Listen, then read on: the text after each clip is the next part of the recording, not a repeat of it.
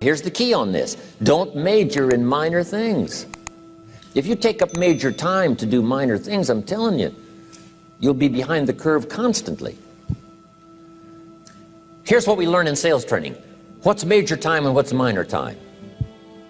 Here's minor time, thinking about prospects. Here's minor time, making lists of prospects. Here's minor time, keeping books on prospects.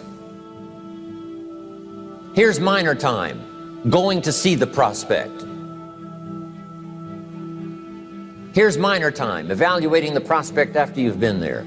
That's all minor time. Here's major time, in the presence of the prospect. That's major time. And if you took a look, if you're in sales and you took a look at a week, you'd say, my gosh, I'm spending 90% of my time on the minor stuff and so little time on the major stuff in the presence of. How many hours in the presence of in my day? How many hours in the presence of during my sales week? Because the time that really counts is in the presence of the prospect. Majors and minors. Here's another key time management essential. Don't mistake movement for achievement. It's easy to get faked out by being busy. Guy comes home at night all exhausted, falls in the chair and says, oh, I've been going. Here's the big question. Doing what? It's not the going. Some people are going, and they're doing figure eights. Their progress is small. So don't mistake movement for achievement. Here's another one in sales we learned. Don't mistake courtesy for consent. If somebody's pleasant and they nod, you say, oh, they're going to buy. No, they're courteous. You can't mistake courtesy for consent.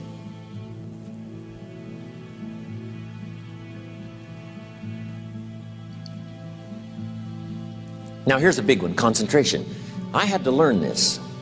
All those years ago, I'm in the shower trying to compose a letter. Found it turns out to be a strange letter. So here's what I learned to do. Save the work till you get to the office. Save the work till you get to the work. Don't try to get to the office on the way to work. On the way to work, enjoy the way. In the shower, enjoy the shower. Then go to work when you get to work. I found this to be helpful. Concentration. Here's another big one. Learn to say no. I'm telling you, in such a social society we have now, it's so easy to try to be a nice person, saying yes to everything. Find yourself overloaded. Now you got to call and make the, well, gosh, you know, all the time it takes to back out of something that you said yes to too quickly. Here's what might be better. I don't think so, but if that changes, I'll call you. Little things you can use not to overcommit yourself. My friend Ron Reynolds says, don't let your mouth overload your back. It's a good one. Now here's a big one on time management. When you work, when you play, don't mix the two. Don't work at play. I used to take my family to the beach and I would bring my briefcase.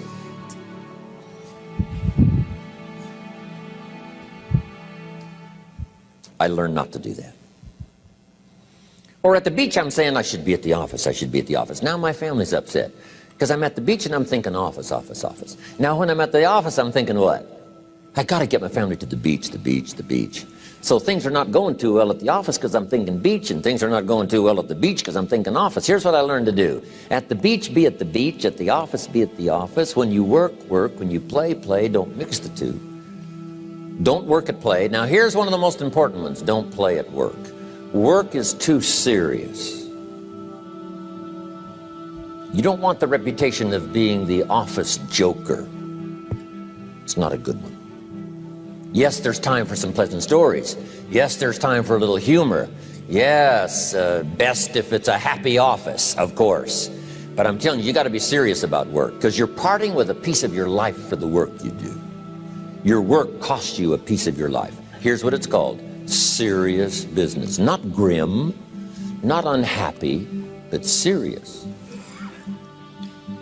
Key. Don't play at work. The old expression, I don't think we use it anymore, horse around at the office. Play around, play jokes, play tricks. No place, not at the workplace. At the beach, yes. At the bar, yes. Somewhere else, not work. You got to treat work with all due conservative passion, because it's leading you to your future. Here's another key phrase: all work is good. You may not like your job, but if it's the stepping stones to get you to where you want to go, you got to appreciate your job. You don't have to have a passion for your job. Here's the ultimate passion: a passion for incredible success in every department of my life. That's the passion. But don't look down on some menial job you have to do to finally get you to where you want to go. No job is menial. No job is not, every job is noble. Training life for pay, making a contribution to society. Next, analyze how you are. And if you have some weaknesses, if you can't, doesn't seem like you can change, here's the key: get it covered. I used to keep promising myself I'd keep the books, keep the books, keep the books. Finally, I gave that up. And back then, it only took me an extra $50, $60 a month for some accountant to keep the books. I said, no, I'm going to save the $50. You can't believe what I started losing in productivity because I tried to save the $50. So the key is, a lot of the time you can stay like you are, but just make sure you get it covered. Okay. Next, beware of the telephone and all other systems of communication, especially the telephone at home and systems of communication at home. And here's one of the best lines I've got for you for the weekend: let all communication systems serve you, but don't let them intrude. When it comes time to have dinner with your family, you shut off all systems, unless the ones that can take messages silently. Don't let the phone ring. Don't let anybody intrude, come through the front door nor the back door, nor through the telephone or any other device. So you can't reach John and his family when he's having dinner. The President of the United States couldn't get through. If you develop that kind of a reputation, father, mother, when we have dinner, when we're visiting and have this time with our family, nothing intrudes. So don't let these clever little devices keep intruding. You've got to have a place that's sacrosanct, it's valuable. You don't let anything in for that period of time. Okay. Isn't that good advice? Excellent advice. Here's the next one. Read all the books. You know, I've only got a few notes here on time management, but if you've got some particular challenges, you run a big organization, a big corporation, you've got some challenges, there's plenty of books. Now, here's what's next. Just be more alert to the things that might be stealing your time. Here's why. Time is like capital. You can't let someone steal your seed corn. You can't let someone steal your capital. And you can't let someone steal your time. You must designate your time. And some of the time that you designate, you must not let anyone steal. Casual time, you might let someone intrude and steal a little bit and take a little bit, but not serious time. Key. Next, one of the great time management savers is to learn to ask questions up front. Sometimes you talk to somebody for an hour, and then you ask questions and find out if you would have asked those questions up front, you could have saved yourself an hour. Asking questions up front helps you to get to the problem now. But if you just launch into some discourse, you might waste 30 minutes, waste an hour, when here's what you should have been talking about. After you finished an hour, you say, John, what's really the problem? He said, well, it's something personal. See, that's what you should have been talking about this whole hour. Key. Next, learn to think on paper. Now we're going to take a break.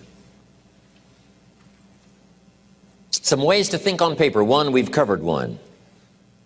Solving problems. Take it out of your head and put it on paper. Another one is setting goals. Making these lists we've already started. Here's another good way to think on paper. It's a projects book. Each person you're working with and each project you're working on, get a loose leaf binder and a tab and some pieces of paper behind the tab, and do a little continual summary of how it's going between you and that person and between you and that project. I call it a projects book. It is so useful to me. But what's going on between you and this person? When you last got together, what did you talk about? And you got a few notes there. Here's what we talked about the last time we got together. Now when you get together again, you can review that so you'll know better what to talk about. When the president gets ready to travel and he's going to meet some important people, guess what they bring him? All these briefing books. Right? The last time you were with Khrushchev, Kennedy is informed. Here's what he said and here's what you said. Kennedy said, oh, that's valuable. I need to remember that. If a person is important, it's worth a little running account. You might even have a projects book for your children. Here's what's happening between me and my child. We've talked about this, and we've talked about this, and we've talked about this. Next, a day timer. Keeping track of all of your appointments. You know, mine is all filled with, you know, when to catch an airplane and when to do a seminar, and when to sit down and have a conference, all the rest. Next is a game plan. You know, if you've got a house and the, insurance is going to come due and some other things are going to come due, you just put it on a spreadsheet and make sure it's taken care of. Key phrase, take things out of your head and put them on paper. And the key is to just experiment with different ways that helps you to do that. Now here's the last one, thinking on paper, and that's to keep a journal. One of the things I'm known for around the world, have been now for 39, 40 years, is keeping a journal. Now my journal is not a, it's not necessarily it's not like a diary. It might be part diary. I'm flying over Ireland and I write down a few little things that impress me. Today I met this person. Wow, what an extraordinary event. Today I conducted this seminar in Rome. 1,000 people stood up and sang for me. I've got a little bit of a diary in there. But here's what primarily your journal is for. Collecting good ideas. A journal is to collect good ideas on your health, good ideas for your business, good ideas for your future, good ideas for time management. Because I used to take notes on pieces of paper and torn off corners and backs of old envelopes and restaurant placemats. And I threw all this stuff in a drawer. It did not serve me well. I finally learned to get a bound copy, right? And just keep a journal, right? If I was here, I had my journal, I'd be taking notes, right? These 2 days in my journal. Now, if you're caught without your journal, you just take the notes. When you get back home, you put those notes in your journal, throw the paper away. Because we don't usually go through paper to review. But see, my journals now make up a significant part of my own library. My journal's all reserved privately for my children and my grandchildren. Can you imagine what I've collected over the years? It's unbelievable. There are 3 treasures to leave behind. I think you've already got those notes, right? Here they are. Number 1, your pictures. Don't leave the event unrecorded. It takes only a fraction of a second to say, here's who I was with. When I travel the world, right? We take all these pictures, and here's one of the gifts. People send me the pictures they took of me and them. It's part of the treasures I have on the farm. Incredible. A picture's worth 1,000 words to describe the scene, the emotion, what happened. Say, wow, this was an extraordinary day for me when I met these people. Here's what they told me happened to them when they went to my seminar 10 years ago. Wow, the drama comes back if you've taken the pictures. It's one of the treasures to leave behind when you go.